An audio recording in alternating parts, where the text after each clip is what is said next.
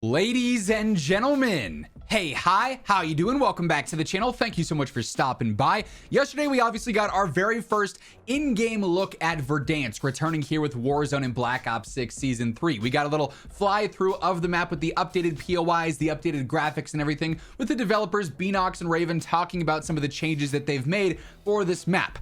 However, there was also an alternative version of this little fly-through and of this Verdansk breakdown that Call of Duty initially posted. It was much shorter than the full-on 2-minute breakdown that we talked about yesterday, but it did detail something entirely different coming to Verdansk. Now, they posted it, then they shortly deleted it, but as the golden rule says, yeah, if it's on the internet, it's on the internet forever. If you delete it, it's still going to show up again, and that's the case here. We still have this video, even though they took it down, so we get an alternative look at some other brand new updates coming to Verdansk, alongside some other details on the long-term future of Verdansk as well, and some other in-game updates to be on the lookout for. So Charlie Intel ended up reporting on this yesterday afternoon, saying, Call of Duty originally posted a different version of the Verdansk intel drop that revealed more cover areas have been added in certain locations. So this is only a little 25-second clip. Let's watch this through, and then we'll break it down again, similar to what we did yesterday. So it's again in that same format as our initial teaser. Transit from one POI to one other POI, you're not a sitting duck, so you have more cover around the map. For example, in the It original actually does look Verdansk, different, like a lot different. To downtown left players really exposed. Now there's new cars and some buses that have been added to provide better cover. It makes the rotation safer and a lot more strategic, especially when you're crossing the aqueducts.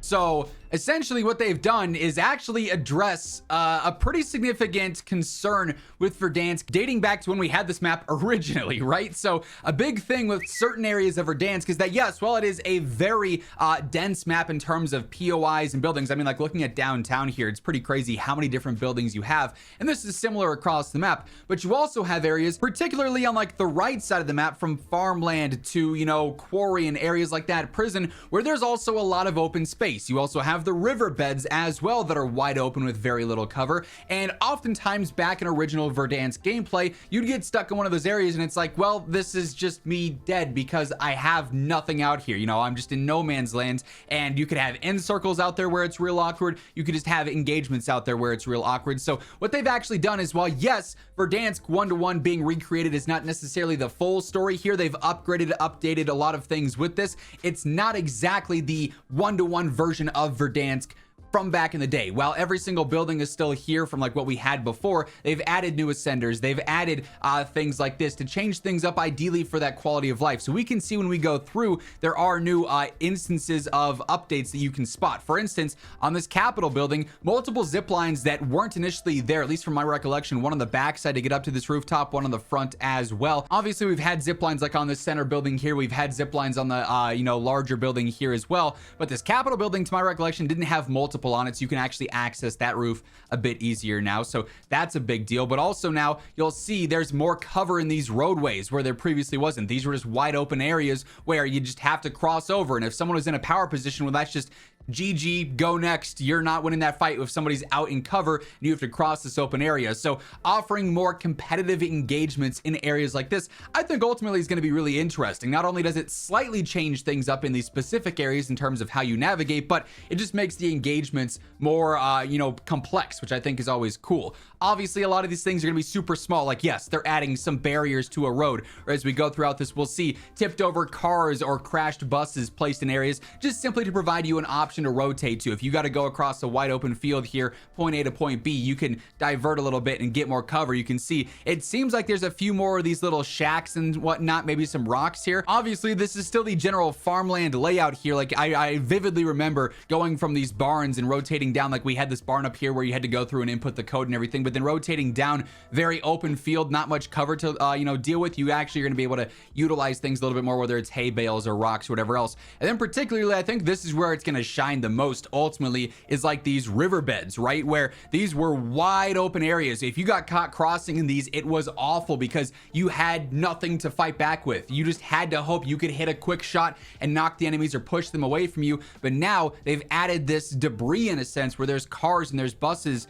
to help with rotations, for instance. So blown up cars, you could at least use this as some cover. There's a good chance you could still get shot at and get hit either through the windows or maybe under the car, right? But it's going to add in this extra layer of detail detail where it's like, okay, now I'm not risking nearly as much here. Also interesting little entryway in the riverbed here. I can't remember if that was there on the original Verdansk right next to Stadium, but still something. It's like I said, super subtle, but it actually can play a pretty big role in gameplay here. All these different cars. There's one just behind my face cam here as well. Little truck that's been blown up over there. We also have like the larger buses. I'm not gonna lie, you could have told me these were here on original Verdansk and I'd be like, oh yeah, I definitely saw those before, right?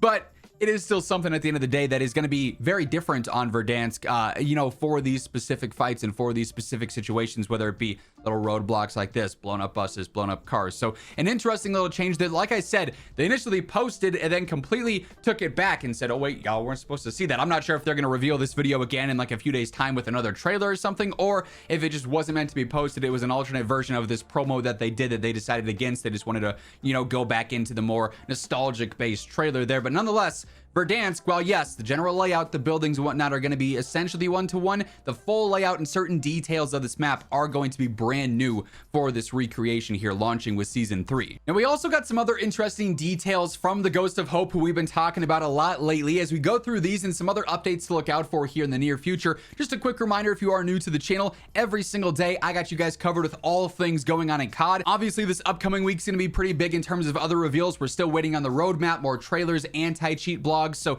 lots to be on the lookout for just in the next couple of days. But then beyond that, as we get into Season 3, so many things being updated, changed, whether it's weapons, new updates. I'm gonna keep you guys in the know for all of it. So feel free to hit that subscribe button to stay up to date. And if you enjoyed this video, a like rating is always seriously appreciated as well. But obviously another big talking point that's sort of been around all the Verdansk hype is the long-term future. Is Verdansk going to be around for multiple seasons? What happens when the next COD game releases? Black Ops 7 is the rumor, and we get the Warzone integration for that. Avalon is the rumored map for that. And Hope ended up quoting the Charlie Intel video of the original Verdansk trailer, the full 2-minute one that we've all seen now, saying people actually think they're getting rid of this map in 6 months. Just, you know, based off of all the work they've put in to fully rebuild this for this engine, right? And someone asked, Mike asks here saying, so are we going to have 2 large maps at the same time in Warzone?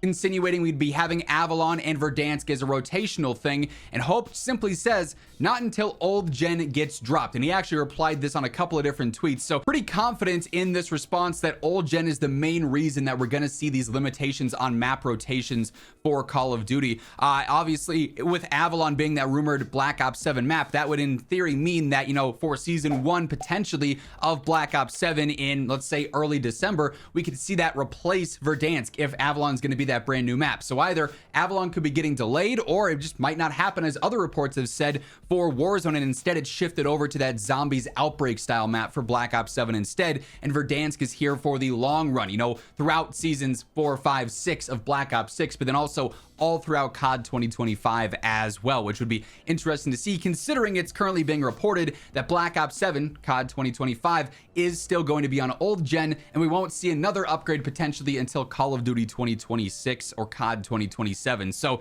really interesting details there from Hope, I'd imagine, just based off of some inside chatter that he's heard, some inside info there. But nonetheless, a little bit of clarification on what to expect potentially. Keep in mind, it's still just a rumor at the end of the day, but potentially for the long-term future of Verdansk.